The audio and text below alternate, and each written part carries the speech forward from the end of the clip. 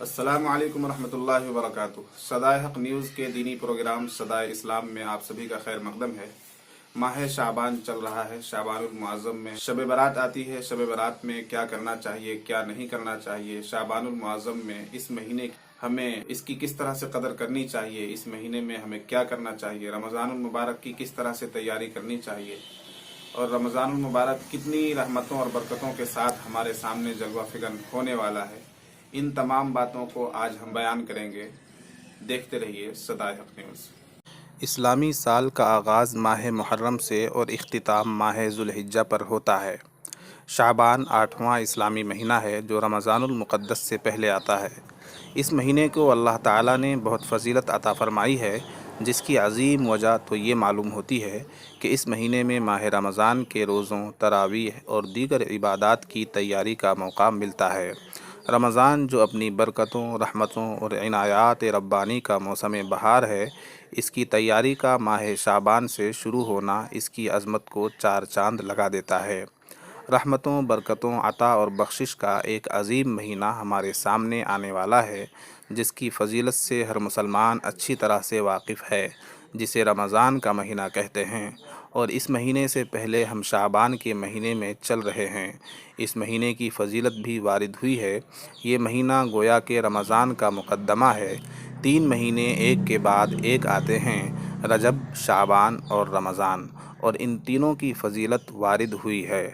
रजब के महीने की फजीलत के लिए इतनी बात ही काफ़ी है कि वह मुहतरम महीनों में शामिल है। शाबान के महीने की फजीलत इससे बढ़कर और क्या होगी कि इस महीने की निस्बत नबी करीम सल्लल्लाहु अलैहि वसल्लम ने अपनी जानिब फरमाई है। रमज़ान की फजीलत तो है ही। कहा जाता है कि रजब का महीना हवाओं के चलने का महीना है और शाबान का महीना बादलों के आने का महीना है और रमज़ान का महीना बारिश का महीना है। और ये भी कहा जा सकता है कि रजब का महीना खेती में बीज डालने का महीना है और शाबान का महीना खेती में पानी डालने का महीना है और रमज़ान का महीना खेती को काटने का महीना है। जब हमारे घर पर कोई मेहमान आता है तो हम उसके लिए पहले से तैयारी करते हैं। हमारे पास रमज़ान का अजीम महीना एक मेहमान की शक्ल में आ रहा है, इसलिए हमें इसकी तैयारी पहले से करनी चाहिए और इसकी तैयारी के लिए ये शाबान का महीना है। हमारे सामने 3 दिन हैं। एक वह दिन है जो गुज़र चुका यानी कल का दिन, और एक मौजूदा दिन जिसके अंदर हम मौजूद हैं, और एक आने वाला दिन। जो दिन गुज़र चुका अब वो वापस नहीं आ सकता। उसके अंदर हमने जो अच्छे बुरे आमाल किए वो सब नामे आमाल में महफूज हो गए। जो अच्छे आमाल किए उस पर अल्लाह का शुक्र अदा करना चाहिए, और अगर बुरे आमाल हुए हैं तो तौबा और इस्तिग़फ़ार करना चाहिए। हमारे हाथ में सिर्फ़ ये मौजूदा दिन है। इसके अंदर हम चाहें तो अच्छे आमाल कर सकते हैं और चाहें तो बुरे आमाल करके अपनी आक़िबत ख़राब कर सकते हैं। और जो आने वाला दिन है वो यकीनी नहीं है। हो सकता है हम उससे पहले मौत से मिल जाएं। बिल्कुल इसी तरह इन 3 महीनों की हालत है। रजब का महीना गुज़र चुका, अगर हमने उसमें अच्छे आमाल किए तो बहुत अच्छी बात है, और अगर बुरे आमाल किए तो सिर्फ़ अब तौबा और इस्तिग़फ़ार ही है। और जहाँ तक मौजूदा दिन यानी शाबान की बात है तो वो हमारे हाथ में है। हम उसके अंदर अच्छे आमाल करके अल्लाह को राज़ी कर सकते हैं और गुनाहों से बचकर अपनी आखिरत को संवार सकते हैं। और जहाँ तक आने वाले दिन यानी रमज़ान की बात है तो वो यकीनी नहीं है। हो सकता है हम उस तक पहुँचें और हो सकता है हम उस तक न पहुँचें। इसलिए इस शाबान की सही तरह से कद्र करनी चाहिए। शाबान का लफ्ज़ शोबा से निकला है और शोबा काम के किसी हिस्से को कहा जाता है। यूँ तो अल्लाह ताला की रहमत और मग़फ़िरत के तमाम शोबे पूरे साल ही काम करते रहते हैं, लेकिन शाबान के अंदर उनके काम को बढ़ा दिया जाता है। इसलिए भी इस महीने को शाबान कहा जाता है। शाबान का लफ्ज़ 5 हरफ़ों से मिलकर बना है, शीन, ऐन, बा, अलिफ़, नून।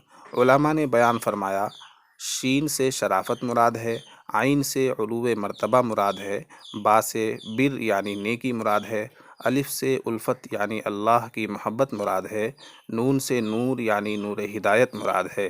इन 5 चीज़ों के पहले हर्फ़ को लेकर शाबान बना दिया गया گویا کہ جو بندہ اس مہینے میں اللہ کو راضی کرے گا تو اللہ تبارک و تعالی اس کو ان 5 انعامات سے سرفراز فرمائیں گے۔ اللہ تعالی اس کے مرتبے کو بلند فرمائیں گے، اس کو عزت اور شرافت سے سرفراز فرمائیں گے، اور جسے اللہ تعالی عزت عطا فرما دے اسے کوئی ذلیل نہیں کر سکتا۔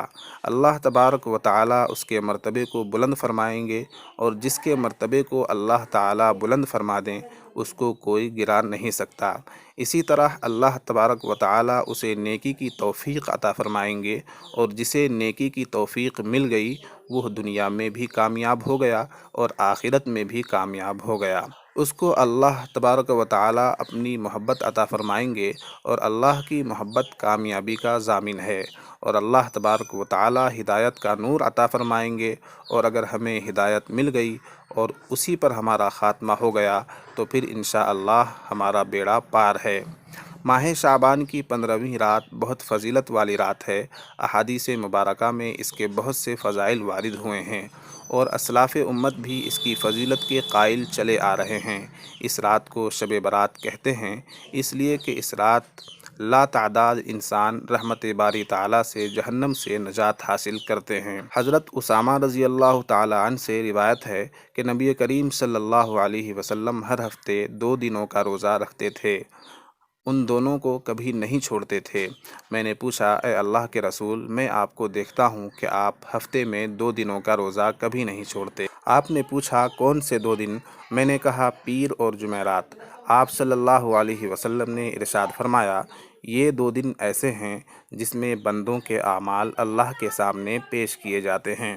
میں اس بات کو پسند کرتا ہوں کہ جب میرا عمل اللہ کے سامنے پیش ہو تو میں روزے کی حالت میں رہوں، اور میں نے حضور اکرم صلی اللہ علیہ وسلم کو کسی مہینے میں اتنا روزہ رکھتے ہوئے نہیں دیکھا جتنا آپ شعبان کے مہینے میں روزہ رکھتے تھے۔ میں نے عرض کیا، اے اللہ کے رسول، آپ شعبان کے مہینے میں جتنا روزہ رکھتے ہیں کسی اور مہینے میں اتنا روزہ نہیں رکھتے۔ نبی صلی اللہ علیہ وسلم نے ارشاد فرمایا، رجب اور رمضان ان 2 عظمت والے مہینوں کے بیچ ایک ایسا مبارک مہینہ ہے جسے شعبان کہا جاتا ہے، جس کی فضیلت و برکت سے لوگ غافل ہیں۔ اسی ماہ میں بندوں کے اعمال اللہ رب العزت کی بارگاہ میں پیش ہوتے ہیں، اسی لیے میں اس مہینے میں روزہ رکھنا پسند کرتا ہوں تاکہ حالت روزہ میں ہی میرا عمل میرے معبود کی بارگاہ میں پیش ہو۔ ماہ شعبان عظمت والا مہینہ ہے کیونکہ حضرت صلی اللہ علیہ وسلم نے اس میں خصوصیت سے خیر و برکت کی دعا فرمائی ہے۔ حضرت انس رضی اللہ عنہ فرماتے ہیں، کان رسول اللہ صلی اللہ علیہ وسلم اذا دخل رجب قال اللہم بارک لنا فی رجب و شعبان وبلغنا رمضان۔ جب رمضان کا مہینہ آتا تو رسول اللہ صلی اللہ علیہ وسلم یہ دعا فرمایا کرتے تھے، اے اللہ ہمارے لیے رجب اور شعبان میں برکت عطا فرما اور ہمیں رمضان کے مہینے تک پہنچا۔ چونکہ یہ رمضان کا مقدمہ ہے اس لیے اس میں رمضان کے استقبال کے لیے تیاری کی جاتی ہے۔ خود آپ صلی اللہ علیہ وسلم نے اس مہینے میں رمضان کی تیاری کی ترغیب دی ہے۔ حضرت سلمان فارسی رضی اللہ عنہ سے روایت ہے، فرماتے ہیں، خطبنا رسول اللہ صلی اللہ علیہ وسلم فی آخر یوم من شعبان فقال یا ایہا الناس قد اظلکم شہر عظیم مبارک۔ حضرت صلی اللہ علیہ وسلم نے ہمیں شعبان کے مہینے کی آخری تاریخ میں خطبہ دیا اور فرمایا، اے لوگو، تم پر ایک عظمت و برکت والا مہینہ سایہ فگن ہونے والا ہے۔ پھر آپ صلی اللہ علیہ وسلم نے شب قدر، تراویح، مغفرت باری تعالیٰ اور رمضان میں اہتمام سے کیے جانے والے خصوصی اعمال کا تذکرہ فرمایا۔ شعبان کی فضیلت اس بات سے بھی اجاگر ہوتی ہے کہ حضرت صلی اللہ علیہ وسلم اس کے چاند اور اس کی تاریخوں کے حساب کا بھی بہت اہتمام فرمایا کرتے تھے۔ حضرت ابو ہریرہ رضی اللہ عنہ فرماتے ہیں، قال رسول اللہ صلی اللہ علیہ وسلم احصوا ہلال شعبان لرمضان۔ شعبان کے چاند یعنی تاریخوں کو خوب اچھی طرح محفوظ رکھو تاکہ رمضان کا حساب ہو سکے۔ یعنی رمضان کے صحیح حساب کے لیے شعبان کا چاند اور اس کی تاریخوں کو خصوصیت سے یاد رکھا جائے۔ جب شعبان کی آخری تاریخ ہو تو رمضان کا چاند دیکھنے میں پوری کوشش کی جائے۔ حضرت صلی اللہ علیہ وسلم شعبان میں کثرت سے روزے رکھا کرتے تھے۔ بلکہ رمضان کے بعد جس مہینے میں روزوں کا زیادہ اہتمام فرماتے تھے وہ یہی شعبان کا مہینہ ہے۔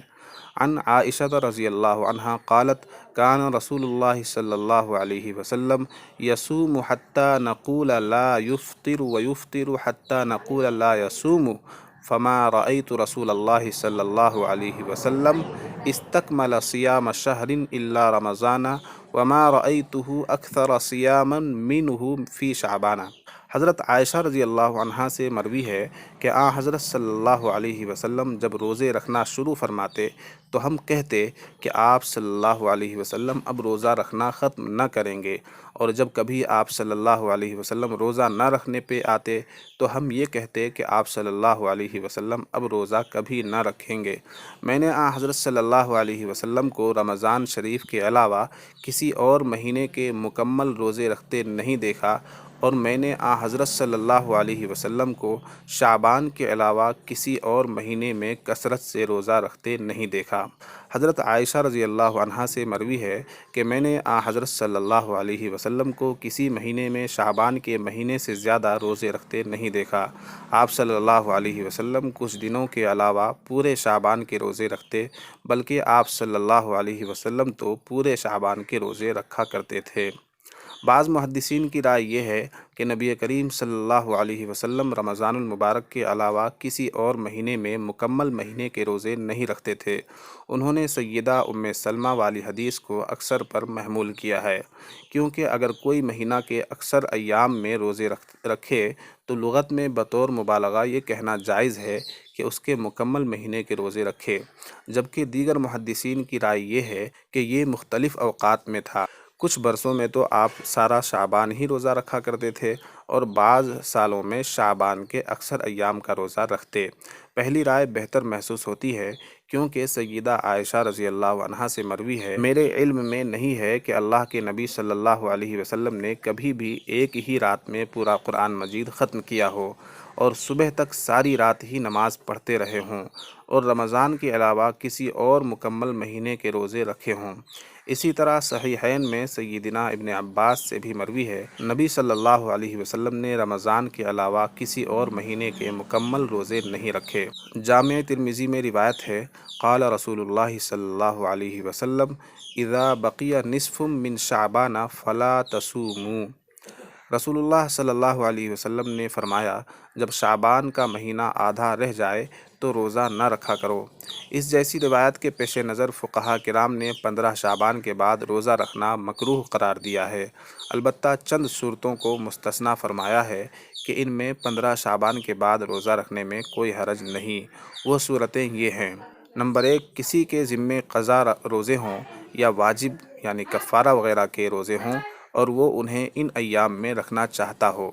نمبر 2، ایسا شخص جو شروع شعبان سے روزے رکھتا چلا آ رہا ہو۔ نمبر 3، ایسا شخص کہ جس کی عادت یہ ہے کہ مخصوص دنوں یا تاریخوں کے روزے رکھتا ہے، اب وہ دن یا تاریخ شعبان کے آخری دنوں میں آ رہی ہے تو روزہ رکھنے میں کوئی حرج نہیں، بشرطے کہ ایسی کمزوری کا خطرہ نہ ہو کہ جس سے رمضان کے روزوں کا حرج ہونے کا اندیشہ ہو۔ نصف شعبان کے بعد روزے کی کراہیت کی وجہ کیا ہے؟ حکیم الامت حضرت مولانا محمد اشرف علی تھانوی رحمۃ اللہ علیہ فرماتے ہیں میرا تو ذوق یہ کہتا ہے کہ رمضان شریف میں جو جاگنا ہوگا اس شب کا جاگنا اس کا نمونہ ہے، اور یہ صوم ایام رمضان شریف کا نمونہ ہے۔ بس دونوں نمونے رمضان کے ہیں، ان نمونوں سے اصل کی ہمت ہو جائے گی۔ پھر اس صوم کے بعد جو صوم سے منع فرمایا اس میں حقیقت میں رمضان کی تیاری کے لیے فرمایا ہے کہ جب شعبان آدھا ہو جائے تو روزہ مت رکھو، مطلب یہ کہ سامان شروع کرو رمضان کا، یعنی کھاؤ پیو اور رمضان کے لیے تیار ہو جاؤ، اور یہ امید رکھو کہ روزے آسان ہو جائیں گے۔ 15 شعبان کا روزہ۔ حضرت علی رضی اللہ عنہ سے روایت ہے، فرماتے ہیں حضرت رسول اللہ صلی اللہ علیہ وسلم نے فرمایا جب شعبان کی 15ویں رات آئے تو اس رات قیام کرو اور دن کو روزہ رکھو، کیونکہ اللہ تعالیٰ سورج غروب ہونے سے لے کر صبح صادق تک آسمان دنیا پر نزول فرماتے ہیں اور ارشاد فرماتے ہیں کوئی بخشش طلب کرنے والا ہے تو میں اس کو بخش دوں، ہے کوئی رزق کا طالب میں اس کو رزق دوں، ہے کوئی مصیبت زدہ میں اس کو مصیبت سے نجات دوں، ہے کوئی ایسا، ہو کوئی ایسا، اللہ رب العزت کی طرف سے یہ اعلان صبح صادق تک جاری رہتا ہے۔ اس حدیث میں 15 شعبان کے روزے کا تذکرہ ہے، اور پہلے گزر چکا ہے کہ آپ صلی اللہ علیہ وسلم شعبان میں کثرت سے روزے رکھا کرتے تھے۔ نیز حضرت صلی اللہ علیہ وسلم ایام بیض یعنی ہر مہینے میں 13، 14، 15 کے روزے بھی رکھا کرتے تھے، اور 15 شعبان بھی انہی تاریخوں میں سے ہے۔ ان وجوہ سے بعض علماء کرام نے 15 شعبان کا روزہ مستحب قرار دیا ہے، لیکن یہ ملحوظ رہے کہ اسے سنت یا ضروری نہ سمجھا جائے۔ سیدنا اسامہ بن زید سے مروی ہے کہ میں نے اللہ تعالیٰ کے رسول صلی اللہ علیہ وسلم سے پوچھا کہ آپ جتنے روزے شعبان میں رکھتے ہیں کسی اور مہینے میں اتنے روزے نہیں رکھتے۔ آپ صلی اللہ علیہ وسلم نے جواب میں فرمایا، یہ ایسا مہینہ ہے جس میں لوگ غفلت کا شکار ہو جاتے ہیں، جو رجب اور رمضان کے درمیان ہے۔ یہ ایسا مہینہ ہے جس میں اعمال رب العالمین کی طرف اٹھائے جاتے ہیں۔ میں یہ پسند کرتا ہوں کہ میرے اعمال روزے کی حالت میں اٹھائے جائیں۔ اللہ رب العزت ہم تمام مسلمانوں کو عمل کی توفیق عطا فرمائے، آمین یا رب العالمین۔ وآخر دعوانا ان الحمد للہ رب العالمین۔ یہ بیان بزم خطبہ ٹیلی گرام چینل سے ماخوذ ہے۔ صدائے حق نیوز، حق و صداقت کی بے باک آواز۔